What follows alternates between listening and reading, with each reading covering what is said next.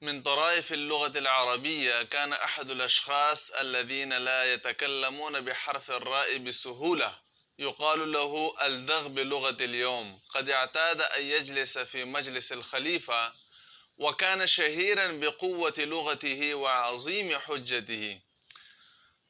وذات يوم أراد بعض حساده أن يضعوه موضع الحرج، فقالوا للخليفة: لم لا نجعله ينشر خبرا حاكوه له بحيث لم تخل كلمة منه من حرف الراء؟ لقد كتبوا له: أمر أمير الأمراء ووزير الوزراء بحفر بئر في الصحراء ليشرب منه الشارد والوارد.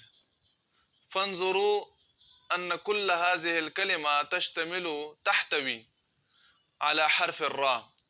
فلما قرأ الرجل ما هو مكتوب صاح على الفور في الحضور. حكم حكيم الحكماء على نديم الندماء بشق جب في البيداء ليسقى منه الغادي والبادي. فانظروا كيف غير الكلمات ولم يتغير المعنى. فهذا هو الأدب.